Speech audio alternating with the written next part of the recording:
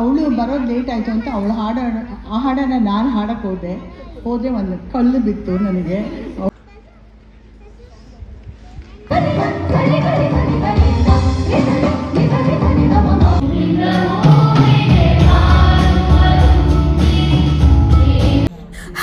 ನಮಸ್ಕಾರ ಎಲ್ರಿಗೂ, welcome back to my YouTube channel. So ಇವತ್ತಿನ ವ್ಲಾಗು ಏನಂದರೆ, ನಮ್ಮ ತ್ರಿಧಾ ಮ್ಯೂಸಿಕ್ ಅಕಾಡೆಮಿ ಕಡೆಯಿಂದ ಆ್ಯನ್ಯುವಲ್ ಡೇ ಸೆಲೆಬ್ರೇಷನ್ ಮಾಡ್ತಾ ಇದ್ದೀವಿ. ಸೊ ಆ ಒಂದು ವ್ಲಾಗನ್ನು ನಾನು ನಿಮ್ಮ ಮುಂದೆ ಪ್ರೆಸೆಂಟ್ ಮಾಡ್ತಾ ಇದ್ದೀನಿ. ನಾನು ನಿಮಗೆ ಮಧ್ಯದಲ್ಲಿ ಇಂಟ್ರಪ್ಟ್ ಮಾಡಲ್ಲ, ಸೊ ಅದಕ್ಕೆ ಸ್ಟಾರ್ಟಿಂಗಲ್ಲಿ ಎಲ್ಲ ಇಂಟ್ರೊಡಕ್ಷನ್ ಕೊಡ್ತಾ ಇದ್ದೀನಿ. ಸೊ ಐ ಹೋಪ್ ನಿಮಗೆ ಈ ವಿಡಿಯೋ ಇಷ್ಟ ಆಗುತ್ತೆ ಅಂದ್ಕೊಂಡಿದ್ದೀನಿ. ಇಷ್ಟ ಆದರೆ ಲೈಕ್ ಮಾಡಿ, ಶೇರ್ ಮಾಡಿ ಆ್ಯಂಡ್ ಕಮೆಂಟ್ ಮಾಡಿ. ಗೈಸ್, ಇಷ್ಟು ದೊಡ್ಡ ವೇದಿಕೆ ಮೇಲೆ ಪರ್ಫಾರ್ಮ್ ಮಾಡ್ತಾ ಇದ್ದೀನಿ, ತುಂಬ ಖುಷಿ ಆಗ್ತಾ ಇದೆ. So because of Tridha music academy.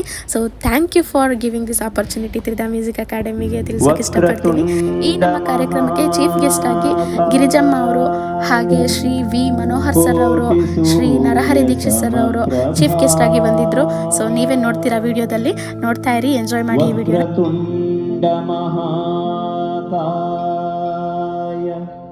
ಕೋಟಿ ಸೂರ್ಯ ಸಮಪ್ರಭಾ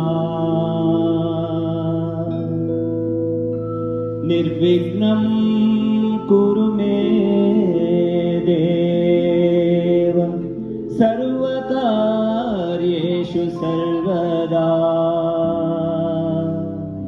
ನಿರ್ವಿಘ್ನಂ ಕುರು ಮೇ ದೇವ ಸರ್ವಕಾರ್ಯೇಷು ಸರ್ವದಾ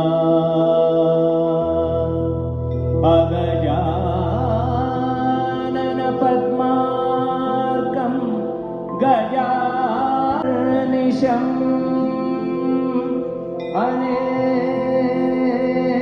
ಅನೇಕದಂ ತಂ ಭಕ್ತಾನಾಂ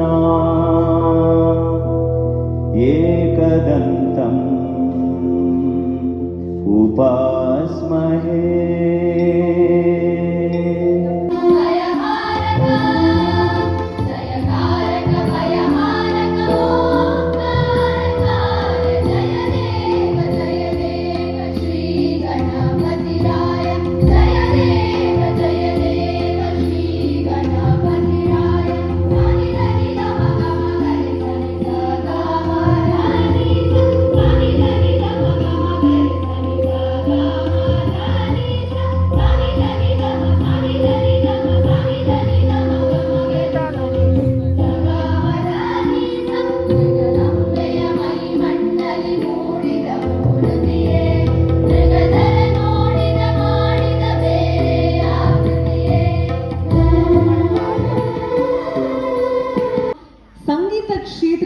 ಇವರೆಲ್ಲರೂ ಮಾಡಿರುವಂತಹ ಸಾಧನೆ ಆಗಿರ್ಬೋದು. ಇನ್ನು ನಟನಾ ಕ್ಷೇತ್ರ ಅಂದರೆ ಗಿರಿಜಮ್ಮನ ಅವರ ಸಾಧನೆ ಅಂತೂ ಹೇಳತೀರದು. ಹಾಗಾಗಿ ಗಿರಿಜಮ್ಮ ಈ ಒಂದು ಕಾರ್ಯಕ್ರಮದಲ್ಲಿ ಇದ್ದಾರೆ. ಮನೋಹರ್ ಸರ್ ಆಗಿರ್ಬೋದು, ನರಹರಿ ದೀಕ್ಷಿತ್ ಸರ್ ಆಗಿರ್ಬೋದು, ಇನ್ನು ಇಲ್ಲೇ ನೀವು ನೋಡ್ತಾ ಇದ್ದೀರಾ ರಕ್ಷಿತಾ ಭಾಸ್ಕರ್ ಅವರು, ಅವ್ರನ್ನ ಈಗ ವೇದಿಕೆ ಮೇಲೆ ಬರಮಾಡ್ಕೊಂಡಿದ್ದಾಗಿದೆ. ಈಗ ಮೊದಲಿಗೆ ದೀಪವನ್ನು ಹಚ್ಚೋದ್ರ ಮೂಲಕ ಕಾರ್ಯಕ್ರಮವನ್ನು ಶುರು ಮಾಡಬೇಡ. ನನ್ನ ಎಲ್ಲ ಮುಖ್ಯ ಅತಿಥಿಗಳಲ್ಲಿ ನಾನು ಕೇಳ್ಕೊಳ್ಳೋದಿಷ್ಟೇ, ದಯವಿಟ್ಟು ತಾವು ಮುಂದೆ ಬಂದು ದೀಪವನ್ನು ಬೆಳಗಿಸಿ ಕಾರ್ಯಕ್ರಮವನ್ನು ಶುರು ಮಾಡಿ, ನಂತರ ಮುಂದಿನ ಕಾರ್ಯಕ್ರಮಕ್ಕೆ ನಾವು ಹೋಗೋಣ. ಸೊ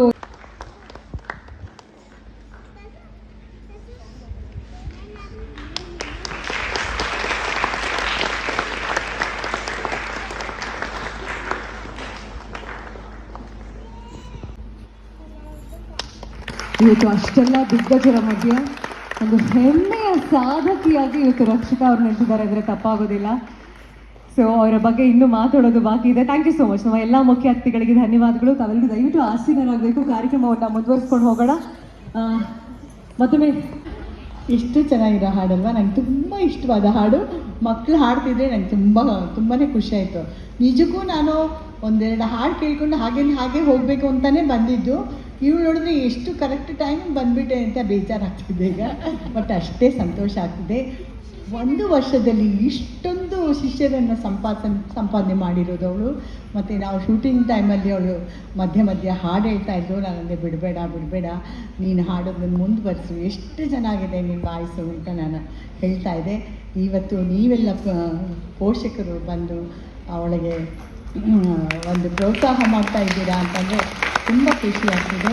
ಹೀಗೆ ಯಶಸ್ಸು ಮೇಲಿಂದ ಮೇಲೆ ನೂರಾರು ವರ್ಷ ಅವಳ ಶಿಷ್ಯಂದರು ಹಾಗೆ ಆ ಪರಂಪರೆ ಮುಂದುವರಿಲಿ ಅಂತ ಆ ದೇವರಲ್ಲಿ ಪ್ರಾರ್ಥಿಸ್ತೀನಿ. ನಾನು ಕೂಡ ಅವ್ರಿಗೂ ನೋಡಿ ಗುರುಗಳ ಆಶೀರ್ವಾದ ಕೂಡ ಅವಳಿಗೆ ಸಿಕ್ಕಿದೆ. ಇದಕ್ಕಿಂತ ಇನ್ನೇನು ಬೇಕು. ಮತ್ತು ವಿ ಮನೋಹರ್ ಸರ್ ಅವರು ಸಂಗೀತ ನಿರ್ದೇಶಕರು ಎಂಥ ಒಳ್ಳೊಳ್ಳೆ ಹಾಡುಗಳನ್ನು ಕೊಟ್ಟಿದ್ದಾರೆ. ನಮ್ಮ ಕನ್ನಡ ಚಿತ್ರರಂಗಕ್ಕೆ ಆಗಲಿ ಜಾನಪದಕ್ಕೆ ಆಗಲಿ ಎಷ್ಟು ಒಳ್ಳೆಯ ಹಾಡುಗಳನ್ನು ಅವ್ರು ಕೊಟ್ಟಿದ್ದಾರೆ, ಒಳ್ಳೆ ಸಂಗೀತನ ಕೊಟ್ಟಿದ್ದಾರೆ. ನಾನು ಯಾರಿಗೂ ಕಡಿಮೆ ಇಲ್ಲ, ಚೆನ್ನಾಗಿ ಆಮೇಲೆ ಇನ್ನೇನು ಹೇಳಿ, ನನಗೂ ಸಂಗೀತ ಸಂಗೀತ ಅಂದರೆ ಅದೇ ಗಾಯಕಿ ಆಗಬೇಕು ಅಂತ ತುಂಬ ಆಸೆ ಇತ್ತು. ಹೀಗೆ ಒಂದು ಆರ್ಕೆಸ್ಟ್ರಾದಲ್ಲೆಲ್ಲ ಹಾಡ್ತಾ ಇದ್ದೆ, ಆದರೆ ಯಾರು ಕೇಳಿಸ್ಕೊತಾ ಇದ್ರು ಗೊತ್ತಿಲ್ಲ. ಒಂದು ದಿನ ಮಾತ್ರ ನನ್ನ ತಂಗಿ ತುಂಬ ಚೆನ್ನಾಗಿ ಹಾಡೋಳು. ಆಗ ಅವಳು ಬರೋದು ಲೇಟ್ ಆಯಿತು ಅಂತ ಅವಳು ಆ ಹಾಡನ್ನು ನಾನು ಹಾಡೋಕ್ಕೆ ಹೋದರೆ ಒಂದು ಕಲ್ಲು ಬಿತ್ತು ನನಗೆ. ಅವತ್ತೇ ಲಾಸ್ಟು ಆ ಸಂಗೀತನೂ ಬೇಡ ಯಾವುದು ಬೇಡ ಅಂತ ಅಂದ್ಬಿಟ್ಟು ಅದಕ್ಕೆ ನಮಸ್ಕಾರ ಮಾಡಿದೆ. ಸಂಗೀತ ಹಾಡೋನ್ನ ಕಂಡ್ರೆ ಹಾಡೋನ್ನ ಕಂಡ್ರೆ ನಮ್ಮನ್ನು ನಾವೇ ಮರಿಬೋದು. ಆ ಭಕ್ತಿ ಹಾಡುಗಳನ್ನು ಕೇಳ್ತಾ ಇದ್ದರೆ ನಮ್ಮನ್ನು ನಾವೇ ಮರಿಬೋದು, ದೇವರನ್ನು ಕಾಣ್ಬೋದು, ಏನೆಲ್ಲ ಮಾಡ್ಬೋದು. ಇವಾಗ ನೃತ್ಯ ಕಲಿತ್ರೆ ಒಂದು ನಮ್ಮ ಆ್ಯಕ್ಟಿಂಗ್ ಇದಕ್ಕೆ ಒಂದು ಏಜ್ ಲಿಮಿಟ್ ಅಂತ ಇರುತ್ತೆ. ಇನ್ನು ಮುಂದೆ ನಮ್ಮನ್ನು ಯಾರು ಕರೀತಾರೋ ಆ್ಯಕ್ಟ್ ಮಾಡೋಕ್ಕೆ ಅದು ಇದು ಎಲ್ಲ ಇರುತ್ತೆ. ಇದೇನಿಲ್ಲ, ನಾವು ಕೊನೆಯವರೆಗೂ ನಾವು ಹಾಡ್ತಾ ಇರ್ಬೋದು. ಯಾರು ಕೇಳಲಿ ಅಂತ ನಾವು ಹಾಡೋದಲ್ಲ, ನಮ್ಮ ಮನಸ್ಸಿಗೆ ತೃಪ್ತಿ ಆಗೋ ಹಾಗೆ ಹಾಡ್ಕೋಬೋದು, ಆ ದೇವರಿಗೆ ಆ ಸಮರ್ಪಣೆ ಮಾಡ್ಬೋದು ಅಂತ ನನ್ನ ಅನಿಸಿಕೆ. ಎಲ್ಲರೂ ಸಂಗೀತ ಹಾಡ್ತೀವಿ, ಕೆಟ್ಟದಾಗಿರಲಿ ಅದು ಚೆನ್ನಾಗಿರಲಿ ಹಾಡ್ತೀವಿ. ಸೊ ನಿಮ್ಮ ಮಕ್ಕಳೆಲ್ಲ ಎಲ್ಲರನ್ನೂ ಬೇರೆ ಅವ್ರಿಗೆ ಏನು ಹವ್ಯಾಸ ಇರುತ್ತೋ ಅದಕ್ಕೆ ಪ್ರೋತ್ಸಾಹ ಕೊಟ್ಟು ಹಾಗೂ ಸಂಗೀತಕ್ಕೂ ಪ್ರೋತ್ಸಾಹ ಕೊಡಿ ಅಂತ ಕೇಳ್ಕೊತೀನಿ. ಈ ತ್ರಿಧಾ ಮಿಲನ ಎಷ್ಟು ಚೆನ್ನಾಗಿದೆ ಅಲ್ವಾ ಹೆಸರೇ ತುಂಬ ಚೆನ್ನಾಗಿದೆ. ಹಾಗಂದರೆ ನನಗೆ ಅರ್ಥ ಗೊತ್ತಿಲ್ಲ, ಏನು ಅನ್ಕೋಬೇಡಿ, ಎಷ್ಟು ಚೆನ್ನಾಗಿದೆ ಅದು. ಸೊ ಇದು 100 ವರ್ಷ ಹಾಗೆ ಅಮರವಾಗಿರಲಿ ಅಂತ ನಾನು ದೇವರಲ್ಲಿ ಪ್ರಾರ್ಥಿಸ್ತೀನಿ, ಆ ಸರಸ್ವತಿಯಲ್ಲಿ ಪ್ರಾರ್ಥಿಸ್ತೀನಿ. ನಮಸ್ಕಾರ. ಮೇಡಮ್ ಪ್ಲೀಸ್ ಇಲ್ಲೇ ಇರಬೇಕು ತಾವು ಒಂದು ನಿಮಿಷ. ಇಷ್ಟು ಚೆನ್ನಾಗಿ ಹೇಳಿದ್ರೆ ಅದು ನಿಜ. ಅಂದರೆ ಎಲ್ಲದಕ್ಕೂ ವಯಸ್ಸಿದೆ, ನಮ್ಮ ದೇಹಕ್ಕೆ ವಯಸ್ಸಾಗುತ್ತೆ, ಆದರೆ ಸಂಗೀತ ಕೇಳೋರಿಗೆ ಸಂಗೀತ ಹಾಡೋರಿಗೆ ವಯಸ್ಸೇ ಆಗೋದಿಲ್ಲ. ಎಷ್ಟು ಅಚ್ಚುಕಟ್ಟಾಗಿ ಹೇಳಿದ್ರಿ. ನನಗೊಂದು personal question, I am sure ತುಂಬ ಜನಕ್ಕೆ ಈ ಕ್ವಶನ್ ಇದೆ. ನಿಮ್ಮ ಬ್ಯೂಟಿಯ ಸೀಕ್ರೆಟ್, ನಿಮ್ಮ ಒಂದು ಆಕ್ಟಿವ್ ಆಗಿರೋಂಥ ಸೀಕ್ರೆಟ್ ಏನು ಅಂತ ಹೇಳಿ ನಮಗೋಸ್ಕರ. ಅವ್ರಿಗೆ ಬೇಕಂತ ಹೇಳಿ. ಎಲ್ಲರನ್ನ ಪ್ರೀತಿಸಿ, ಇದೇ ಬ್ಯೂಟಿಯ ಸೀಕ್ರೆಟ್. ನಿಜ ಅಲ್ವಾ? ಪ್ರೀತಿ, ಮನಸ್ಸಿನ ತುಂಬ ಪ್ರೀತಿ ಇದ್ರೆ ಅದು ಆ ಪ್ರೀತಿನ ನಮ್ಮನ್ನ ಯಂಗಾಗಿ ಕಾಣಿಸೋ ಹಂಗೆ ಮಾಡುತ್ತೆ. ಥ್ಯಾಂಕ್ ಯು ಸೋ ಮಚ್ ಅಮ್ಮ. ನೀವು ಈ ಕಾರ್ಯಕ್ರಮಕ್ಕೆ ಬಂದಿರೋದು ಬಹಳ ಖುಷಿ ಕೊಟ್ಟಿದೆ ನಮಗೆ. ಧನ್ಯವಾದಗಳು ಅಮ್ಮ. Thank you so much. Thank you. Yes. So ಈಗ ಕಾರ್ಯಕ್ರಮವನ್ನು ಮುಂದುವರಿಸ್ತಾ ನಮ್ಮೆಲ್ಲರ ಟ್ರೆಂಡ್ ಸೆಟ್ಟಿಂಗ್ ಮ್ಯೂಸಿಕ್. ಯಾಕಂದರೆ ನಮ್ಮ ಈ JC ರೋಡ್ ಮೊದಲು ಫುಲ್ ಇತ್ತು, ಈಗ ಅರ್ಧ ಮಾಡಿದ್ದಾರೆ. ನಾವು ಅರ್ಧದಲ್ಲೇ ಬರಬೇಕು. ಒಂದು ಎದೆ ತುಂಬಿ ಹಾಡುವೇನೋ ಅದರಲ್ಲಿ ಹಾಡ್ತಿದ್ಲು. ಆಗ ಒಂದು ಎಪಿಸೋಡಲ್ಲಿ ಒಬ್ಬ ವಾದ್ಯಗಾರ ಒಂದು ಸಣ್ಣ ತಪ್ಪು ಮಾಡ್ದ, ಅಥವಾ ಆ ಜಾಗದಲ್ಲಿ ನಿರೀಕ್ಷಿತ ಜಾಗದಲ್ಲಿ ನುಡಿಸೋದು ಮರ್ತುಬಿಟ್ಟ. ಈ ಮಗು ಟಣ್ಣಂತ ಅವನ ಹತ್ರ ನೋಡ್ತು. ಅದು ಇಡೀ ಕರ್ನಾಟಕದಲ್ಲಿ ವೈರಲ್ ಆಯಿತು. ಆ ಮಗು ಇಷ್ಟು ಜಾಣೆ ಅವಳು, ಅಲ್ಲೊಂದು ವಾದ್ಯ ಮರ್ತು ಬಿಟ್ಟಿದ್ದನ್ನು ಅವಳು ತಕ್ಷಣ ಗುರುತಿಸಿದ್ಲಲ್ಲ ಅಂತ. ಹಾಗಾಗಿ ರಕ್ಷಿತಾ ಕರ್ನಾಟಕದ ಮನೆ ಮಗಳು ಥರ ಆಗ್ಬಿಟ್ಲು. ಇವತ್ತು ಒಂದು ಸಂಸ್ಥೆ ಕಟ್ಟಿ, ಅಂದರೆ ರಕ್ಷಿತಾ ಬಗ್ಗೆ ಅವಾಗಿಂದ ಜನಕ್ಕೆ ಒಂದು ಭರವಸೆ ನಿರೀಕ್ಷೆ ಇತ್ತು, ಅಲ್ಲಿಂದನೇ ಪ್ರಾರಂಭ ಆಯಿತು. ಅದು ಇವತ್ತು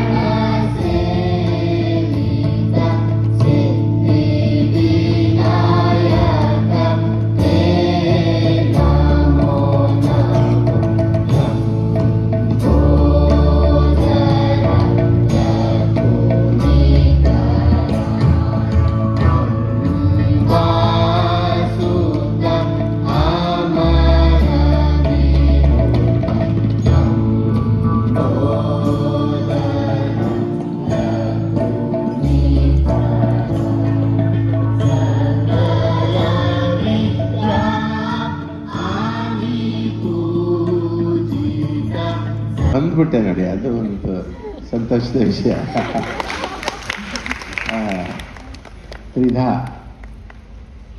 ತ್ರಿಧಾ ಮ್ಯೂಸಿಕ್ ಅಕಾಡೆಮಿ ಈ ಸಂಸ್ಥೆಗೆ ಇದು 1 ವರ್ಷದ ಕೂಸು ಈಗ. ಆಮೇಲೆ ನಾರಾಯಣಿ ದೀಕ್ಷಿತರು ಇಲ್ಲೇ ಇದ್ದಾರೆ. ದೀಕ್ಷಿತರ ವಿದ್ಯಾರ್ಥಿಗಳು ಇಲ್ಲದೆ ನನ್ನ ಸಂಗೀತ ಇಲ್ಲ ಅಂತ ಹೇಳ್ಬೋದು. ಎಷ್ಟೋ ಸಿನಿಮಾಗಳಿದೆ. ನಾನು ಮಕ್ಕಳ ಕೈಯಲ್ಲಿ ಹಾಡಿಸ್ಬೇಕು ಅಂತಂದರೆ ದೀಕ್ಷಿತರ ಮೊರೆ ಹೋಗೋದು, ಸರ್ ಒಂದು 4 ಮಕ್ಕಳನ್ನ ಕಳಿಸಿ ಸರ್ ಅಂತ.